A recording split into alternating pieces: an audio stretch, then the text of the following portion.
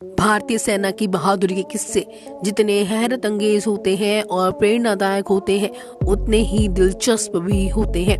हमने आज तक कई शहीदों और सेना में सेवारत जवानों के किस्से सुने हैं, जिन्होंने जीते जी अपनी मातृभूमि पर आंच तक नहीं आने दी। पर आज हम एक ऐसे जवान की कहानी बयान करने जा रहे हैं, जिसने शहादत के बाद भी अपने देश की रक्षा का बेड़ा उठा रखा है। जी हाँ, आज हम इस वीडियो में ऐसे जवान की कहानी बताने वाले हैं जो भारत चीन सीमा पर अपनी मौत के 48 साल बाद भी सरहद की रक्षा कर रहा है। आपको सुनने में थोड़ा अजीब जरूर लगेगा, लेकिन आर्मी के साथ साथ वहाँ के लोगों का भी ऐसा ही मानना है और दूर दूर से लोग यहाँ उस शहीद सैनिक की पूजा करने आते हैं। यही नहीं, सैनिक ने मरने के बाद भी अपनी नौकरी जारी रखी, लेकिन अब यह सैनिक रिटायर हो चुका है। इस महान सैनिक का नाम है बाबा हरभजन सिंह, जो आज भी भारत चीन के बॉर्डर पर ड्यूटी कर रहे हैं। लेकिन इस दुनिया के जाने के बाद में क्या यह संभव है? तो चलिए शुरू करते हैं आज की यह वीडियो। बाबा हरभजन सिंह का जन्म 30 अगस्त 1941 को कपूरथला, पंजाब के एक गांव ब्रदोल में हुआ था। प्रारंभिक शिक्षा गांव में लेने के बाद 1955 में उन्होंने DAV हाई स्कूल पट्टी से हाई स्कूल की परीक्षा पास की। जून 1956 में हरभजन सिंह अमृतसर में सेना की सिग्नल कोर में भर्ती हो गए।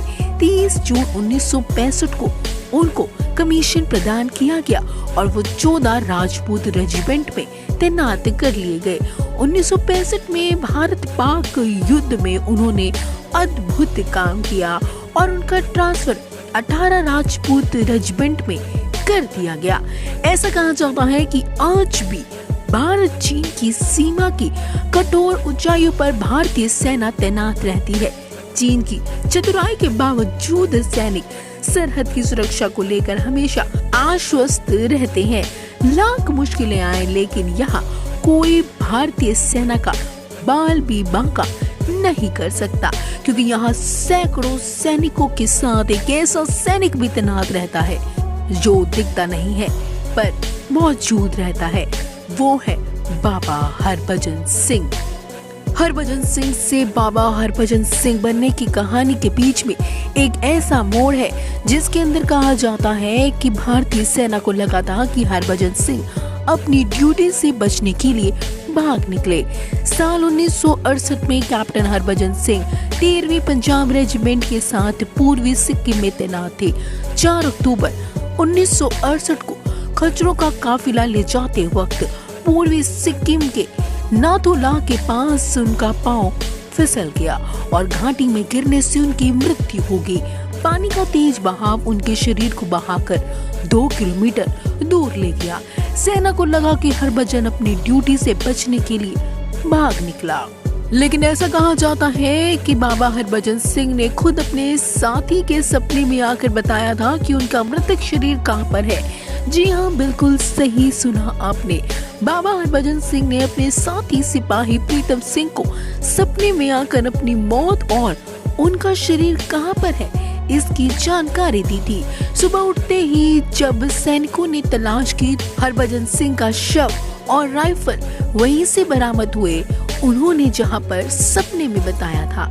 सेना ने हरभजन सिंह को भगोड़ा मारने की मृत्यु को लेकर बात गलत साबित की, इसलिए उन्होंने अपनी इस भूल को सुधारा और उनका अंतिम संस्कार पूरे सम्मान के साथ किया।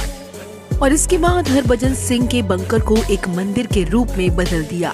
हर रोज उस जगह को साफ सुथरा किया जाता है, उनकी वर्दी पर प्रेस करी जाती है, जूतों पर पॉलिश की जाती है। हैरान कर देने वाली बात यह है दोस्तों कि हर शाम को इन जूतों पर कीचड़ या धूल मिलती है, वर्दी गंदी होती है और सुबह के समय बिस्तर में सिलवटें होती हैं, जैसे वह अभी सोकर उठे हैं और ड्यूटी पर जाकर आए हैं। फिर कैप्टन हरभजन सिंह की समाधि का निर्माण किया गया।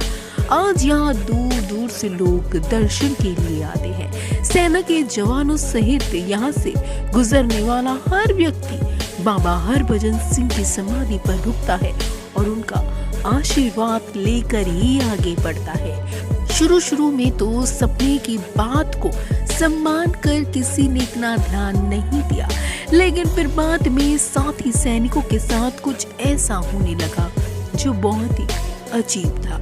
जैसे किसी व्यक्ति के साथ अगर कोई अनहोनी होती है या कोई घटना होनी होती है तो हरभजन सिंह पहले से ही सपने में आकर उसे सावधान कर देते हैं। यहाँ तक ड्यूटी कर रहे सैनिकों का मानना है कि सिक्किम की भयंकर ठंड में किसी सैनिक की जब झपकी लग जाती है तो उस गलती पर बाबा का थप्पड़ भी पड़ जाता है।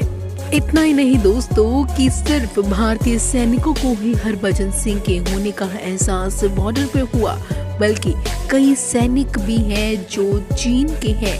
वो इस बात को भी मानते हैं कि बाबा हरभजन सिंह बॉर्डर पर ड्यूटी करते हैं। चीन के कई सैनिकों ने भारतीय अधिकारी को कहा है कि आपका एक सैनिक यहाँ घोड़े पर घूमता रहता है और ड्यूटी करता है। आप चाहे इस पर भरोसा करें या नहीं, लेकिन चीनी सैनिकों को भी बाबा हरभजन सिंह पर पूरा यकीन है।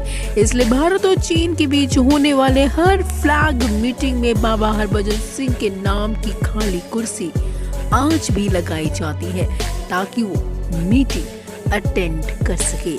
इसके बाद ये मान लिया गया उसकी बर्फीली तूफानों के बीच जब सैनिक सीमा की रक्षा कर रहे हैं तब एक ऐसा सिपाही उनके बीच मौजूद था जो दिखाई नहीं देता है और आज भी मौजूद रहता है।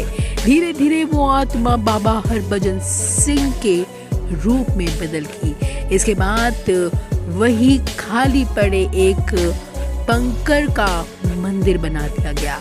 आसमान की वर्दी और उनसे संबंधित सभी जरूरत चीजें जो एक आर्मी के लिए, एक सिपाही के लिए जरूरी होती है, उस बंकर में रख दी गई, जिन चीजों का इस्तेमाल बाबा हरभजन सिंह करे और उन्हें कोई दिक्कत ना आए। देखिए, बाबा हरभजन सिंह की शहादत को 50 साल से अधिक हो गए हैं, लेकिन सेना ने उन्हें ड्यूटी पर मुस्तैद सिपाही का दर्जा दिया, जो नियम हर किसी सैनिकों पर लागू होता है। लेकिन बाबा हरभजन सिंह आज भी अपनी छुट्टी पर घर जाते हैं और उनकी मां को हर महीने एक छोटी सी रकम भी भेजी जाती है। ये घोस्ट सोल्जर यानी कि बाबा हरभजन सिंह के नाम पर सेना में पेरोल भी जारी है। उन्हें सभी उचित समय बंद पदोन्नति भी दी गई है। बाबा को अपना वेतन राशि निधि से पहले मिलता था और उनके परिवार को भेजा जाता था, लेकिन किसी कारण से अब इसे बंद कर दिया गया है और भक्तों द्वारा किए गए चढ़ावे से एकत्रित किया गया दान सेना अधिकारी द्वारा उनके घर में भेजा जाता है। पिछले कुछ वर्षों में बाबा हरभजन सिंह के मंदिर को सभी सीमाओं पर भारी श्रद्धा प्राप्त हुई है। सिक्किम की प्रत्येक सेना द्वारा बाबा का सम्मान और पूजा की जाती है।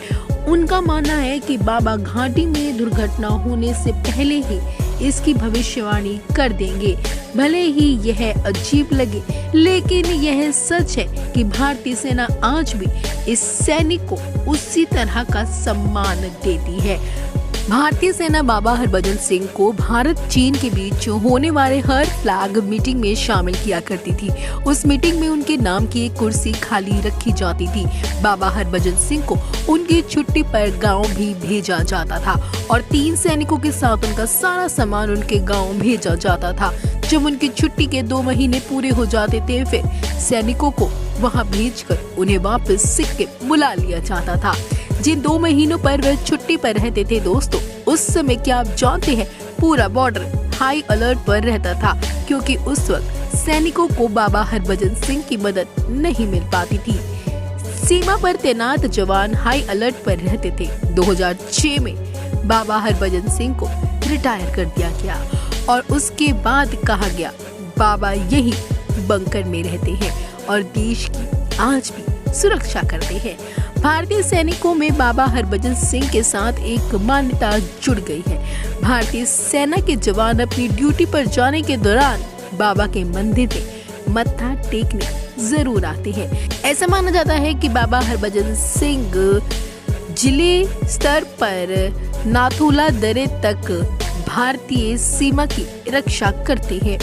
उनकी मौत को 50 साल से अधिक हो चुके हैं, लेकिन आज भी बाबा हरभजन सिंह की आत्मा भारतीय सेना में अपना कर्तव्य निभा रही है।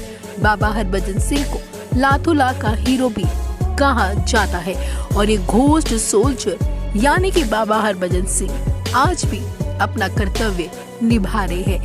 ये कहानी बेशक सुनने में थोड़ी अटपटी लग रही है, लेकिन ये कहानी बिल्कुल सच है। तो वही अब तक के लिए सिर्फ इतना ही। ज्ञान से जुड़ी बातों को जानने के लिए देखते रहे ज्ञान एक्सपर्ट्स।